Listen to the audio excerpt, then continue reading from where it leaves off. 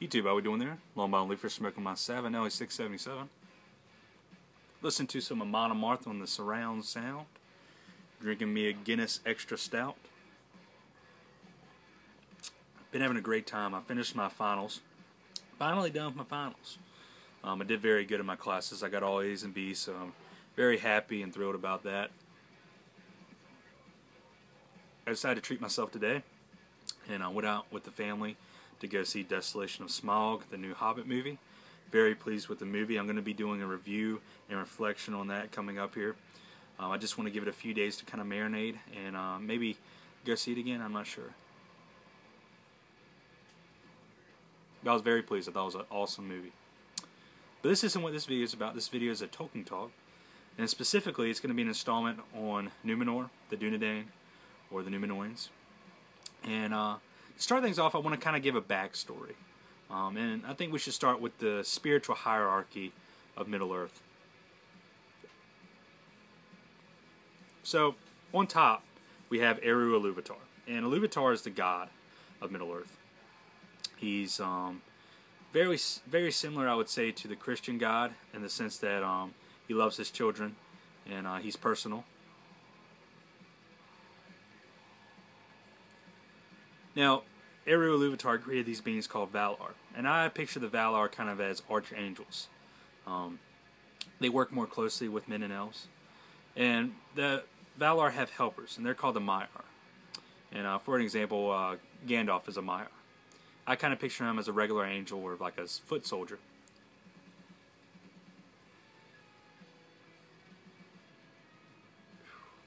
And below them you have the beings of Middle-earth, elves, men, and so forth. But before Sauron became the epitome of evil in Middle-earth, there was a much greater force, and his name was Melkor. And he was a Valar. He was an archangel that had kind of fallen from God. And he kind of takes the Luciferian archetype. But he was a very powerful being. And long story short, things kind of came to a head with Melkor on Earth. He waged war with the Valar.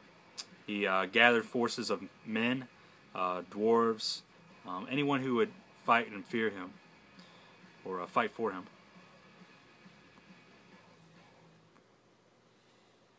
And he fought against the elves, the good men. There were very few. There wasn't very many good men back in those days because men were weak and fell under the deceit of Melkor. And the Valar. So he fought against the men, elves, and Valar. And, long story short, the Valar won, of course. Melkor was sent to the Void. And the Void is what I kind of see as an eternal nothingness. It's a perfect prison for a being like Melkor. So Melkor's locked up, but needless to say, his legacy still stays on Middle-earth in the form of his servants and I guess kind of the form of his evil will.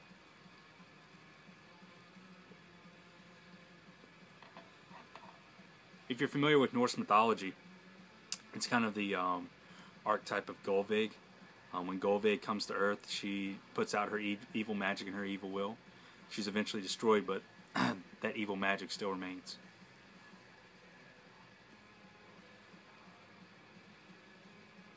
So, good side wins, and the Dunedain are rewarded for their good deeds in the war. And Eru Iluvatar rises an island out of the ocean, and he calls it Numenor. And they are given this as a gift along with longer life. They live for about 400, 500 years. And the next step we get to is who becomes the ruler of the Dunedain. They've been given these great gifts, been blessed by Eru Iluvatar, so surely they need a good king. And who better to give it than Erendil's son? Now, Erendil sailed west with the war to let the Valar know some of the goings-on that's happening, with the evil Melkor and his rebellion. And so he was awarded. He was able to stay in the Undying Lands. But he had two sons. He married Elwing, and he had two sons called Elros and Elrond. I'm sure Elrond kind of rings a bell with some of y'all.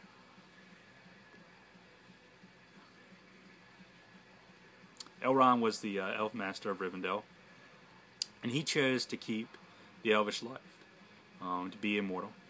They were both half-elven. And Elros chose to keep the mortal life, and he was the first king of Numenor.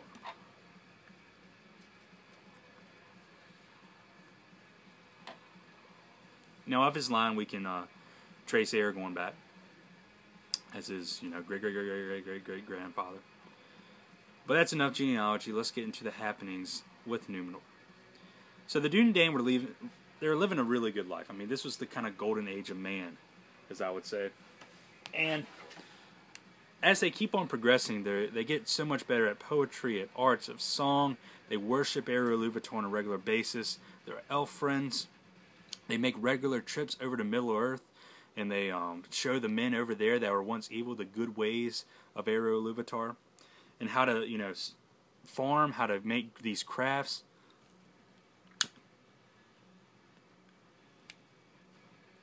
They were on the righteous path, so to speak. And this lasted for a very long time. They stayed on this good path for many years, many kings. But what happens to all good things, they had to come to an end. And this certainly happens to Numenor. And good begat evil. Through the many lines of kings, the kings became increasingly more rebellious towards Eru-Ilúvatar. And they started to question why they don't have the gift of immortality, why they must wait and die to receive their fate of an afterlife. Now, during these increasingly evil times, two factions arose. And one of these factions was called the King's Men, and the other was called the Elf Friends.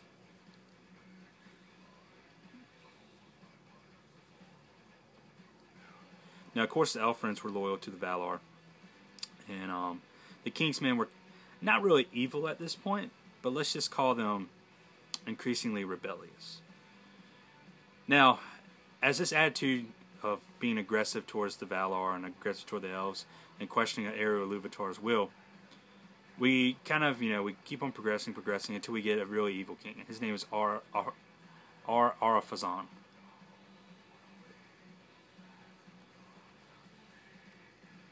Now, Ar-Pharazôn makes a trip over to Middle-earth. He hears that Sauron's building a great army, and he kind of wants to exert his power over Middle-earth, and especially Sauron. So on this trip, instead of helping the men of Middle-earth and keeping them as friends, he pretty much makes them servants and makes them pledge fealty to him.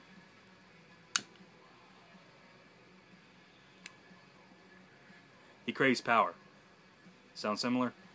So, Sauron comes after the messengers get to him, and he comes back, and of course he talks to Ar-Pharazôn, and he says, I pledge fealty, so and so forth. And he uses his sly tongue to get Ar-Pharazôn to take him back to Numenor. Now, he kind of made it sound like he didn't want to go, but of course he wants to go. He wants to get into the middle of things so he can put evil in and work its way out. So they take Sauron back, and Sauron just starts weaving his web of deceit. He starts getting into the King's Men. He makes himself a great counselor to Ar-Pharazôn. He convinces the people that Melkor is the only true God.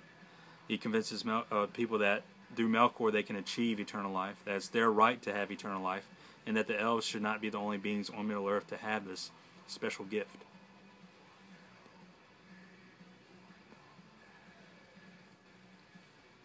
So, things get increasingly worse. The elf friends kind of are seen as outlaws. They're not seen as friends whatsoever to the rest of Numenor. They're a much smaller number, I would say. And the King's Men keep on falling into Melkor's deceit. Now, people were barred from going up to the altar on the top of the mountain to pray to Eru-Ilúvatar. But to take it a step further, Sauron created an altar to Melkor.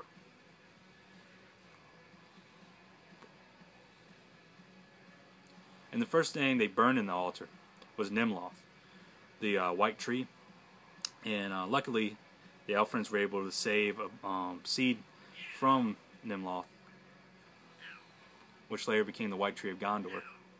But anyways, they burned that tree. There's a great smoke that came up, and this was really just representing evil. They were burning the good things that they have, and they were forsaking their father's good counselor and wisdom from Iluvatar. So, the boundaries around Numenor were given that they could sail as much east as they want to, but they cannot sail west farther than they can see their shores. And nobody had broken this rule before, but Erfazan gets increasingly more bold. They've already created this altar to Melkor, and they're sacrificing, many animals and humans. And so it gets to a point where they just get so ramped up that they have to sail west. They want to break the boundary. They want to take the Undying Lands and take what is theirs. So they do it. They sail out west, and they try to take what is theirs. They want to conquer the Undying Lands, and they want to attain immortality. They have fallen under the spell of Sauron, that if they sailed west and lived in the Undying Lands, then they would attain immortality. But this is simply not true. The Undying Lands are simply a realm where the Undying live. There's nothing about the land that feeds them immortality. Immortality is only a gift given by Iluvatar. So they roll out, leave the shores, go past the boundary line, and boom, Iluvatar puts an end to it all. He destroys the rebellious ones. He destroys Numenor. The pride of men is over, and only the elf friends remain.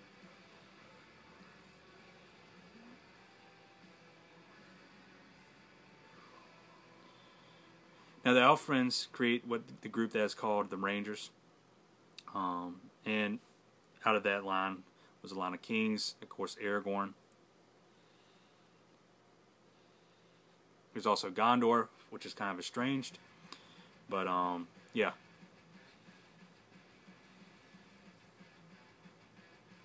This story is a very sad one. I definitely would consider it a tragedy, and it kind of shows the weakness of man. That once we reach a certain level, and we reach the righteous path, we're in tune with God, in tune with our spiritual realm, that we're always seduced and we're always prone to making these poor decisions and giving in to evil's will. Now this certainly follows the, I guess, the fall of man archetype in biblical theories, but it also, fits a lot of other literary themes. I mean, we can see this theme through Norse mythology, of course through Celtic folklore. There's always a version that man falls into evil's deceit. And the reason I'm doing this video, and I'm kind of explaining in better detail, is because I don't think they're going to make a film adaptation about this. This is pretty tragic, and tragedies don't sell, heroics sell.